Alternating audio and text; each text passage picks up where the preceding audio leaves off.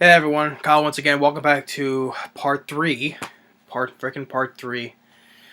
Sorry, but I know I'm trying to do as much as I can within one part, but I can't though. So yeah, now this is part three of my review of Stephen King's The Mist.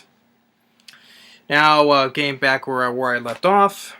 Um, I left off after when they try to make their escape, getting to David's car, Thomas Jane. Ollie getting killed, and two other guys getting killed by the spider monsters. But the rest of the group they make into the car. Thomas Jane grabs the gun that's sitting on the hood that Ollie had before he got killed. Landing on the car, and they all start driving away. It's that little bit of that song that I've heard in Legend of the Guardians. The scene in Legend of the Guardians where the character Soren, he's flying where the scene where the forest is on fire. Very slow motion through the fire. That song. I forget what that song is called. It was called "Dead Can't Dance." I think it was called by the something Harlem. I forget what the name of the band and the song is named. But if anyone knows what that song is, you know what I'm talking about. But that same song was also in that scene in Legend of the Guardians, The Owls of Ga'Hoole, which I explained in that review. So as they're driving away, that song is playing. They drive away and they go to David's house to get his wife, but she's dead already. So, and as they keep on going, they first stop because they hear big stomping sounds. They see this big gigantic creature with tentacles, assuming that was the monster with the tentacles at the loading dock earlier in the film. So, as they keep on driving, then they run out of gas, and then they hear they hear like the sound of the monster approaching. So Thomas Jane gets the idea, that they were all going to shoot themselves, so they won't to prevent themselves from dying from the monsters that's out in the mist. But there's five of them. It's Thomas Jane, Jeffery DeMunn, Francis Sternhagen, Laurie Holden, and Nathan Gamble. There's only five of them in the car. Then the gun has 4 bullets because the 2 bullets were previously used to the Ollie shot Mrs. Carmody. Marcia Gay Harden. So there's only 4 of them. So Thomas Jane decides to shoot them, and it's only him that's alive.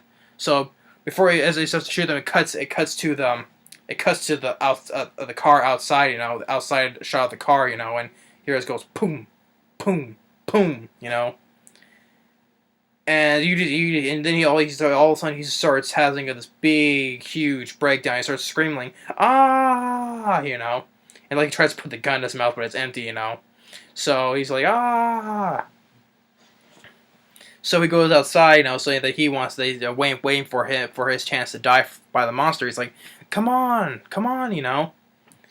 And he hears the sound, but then here's what gets to the ending that pretty much a lot of people don't like, because it's so very depressing. Of course, I know it's like even myself when I first saw this, my reaction was like, oh my god, It was just like that depressing, it was like basically like a punch in a punch in the stomach, basically. It's like you just that it makes you feel like, that's what that ending was just so aggravating. Maybe it was a good thing. Maybe it's a good or bad thing. A lot of people probably don't like the ending, just how it turned out, or a lot of people like the ending just how it turned out. Even that when the ending was like, oh man, I thought I liked the ending. That's why I don't know why I liked that ending. Even though it was a very depressing ending, it was just like, oh wow, It's like me in my mind. It's like they were that close to being rescued, and if only before shooting everyone, they could have just waited like a minute or two, before they start seeing that stuff, as the mist starts to, the tank starts coming in, and as the mist is disappearing, they see like all the armor guys like one using a flamethrower to kill the rest of those bugs, And Thomas Jane, he just starts gets down on his knees, and it's like starts screaming, ah, and two army guys approach him. They're both looking at each other. They're like, what is he screaming about? And then, as Thomas Jane sees more vehicles approach, while you see Melissa McBride, her two children, in the back with other people, So she survived walking out there, avoiding all the monsters out there as she went out. She got really lucky, basically, because you see her with her two kids, with all other passengers. So yeah, he's just sitting there, screaming, It's like, what have I done, this and that, and that's how the film ends, So yeah, one of the most shocking movie endings ever. I would agree on that. No, people think it's very depressing, or it's a good ending, a good ending, but in a way, still depressing, So yeah. So overall, I do enjoy The Mist. The cast I enjoyed. I like Thomas Jane. I like Toby Jones. Jeffery DeMunn, Andre Braugher, even Marcia Gay Harden playing that crazy religious woman. Probably maybe people don't like her because how the character she was playing. Probably people were like, oh, I'm glad she died. Everyone was hating her on the character she was playing. But to give credit, all the cast members they all did fine. There was the creatures, of course there was some big mix. There was a mix of CGI as well as a little bit of practical effects. Seeing that they're looking at the features.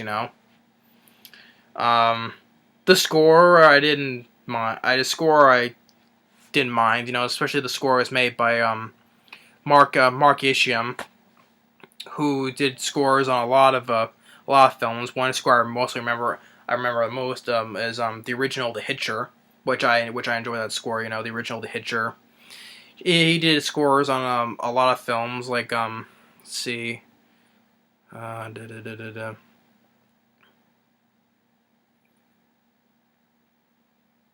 Blade. He did scores for Blade. This film, no reservations, with Aaron Eckhart. Dolphin Tale, the Crazies remake, which that's a remake I did not mind. I did not mind.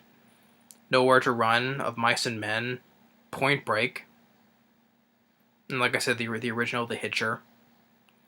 Don't Say a Word, that thriller film with Michael Douglas. Time Cop, I enjoyed Time Cop.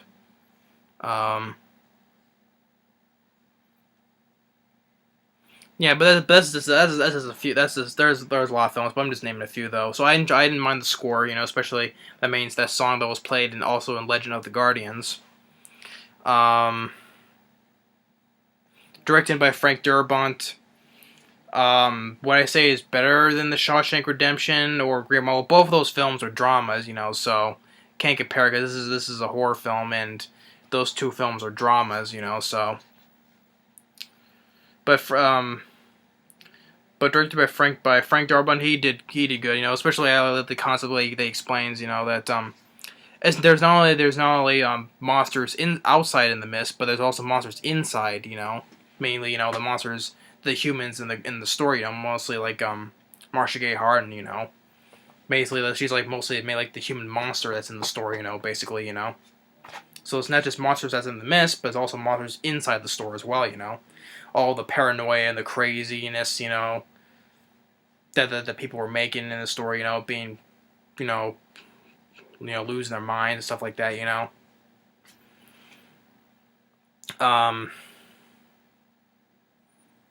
Seeing what else, And even there was talks that this was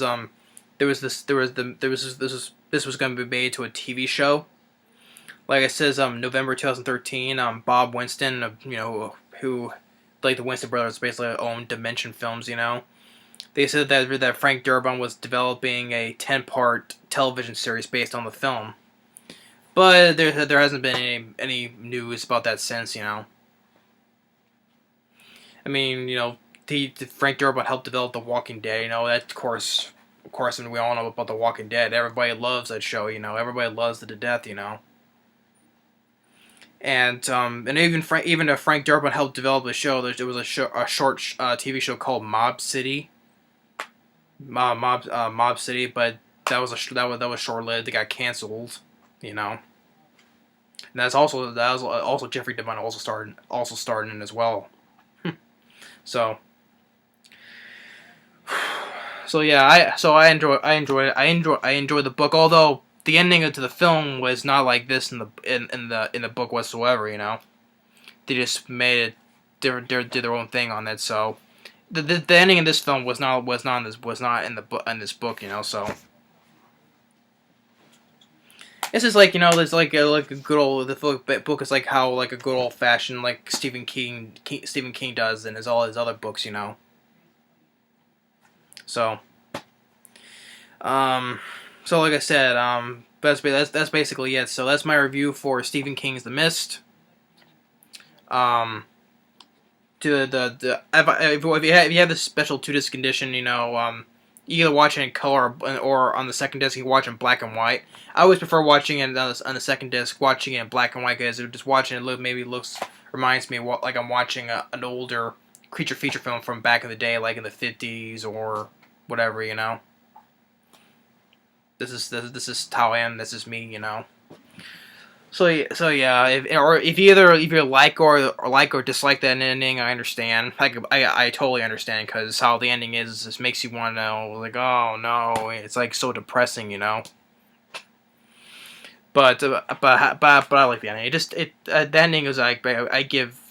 It's just the ending to me just takes a lot of guts, to make an ending like that. It's like a depressing ending, but to me like in a good way. So yeah. So that's my review for Stephen King's The Mist. So thanks for watching. Take care, and that's it. So see you on the next movie review. On the next horror film I'm gonna be reviewing. I don't know which though, but I'll decide then which by the next video. So thanks for watching. Take care, and stay tuned for the next movie review. Later.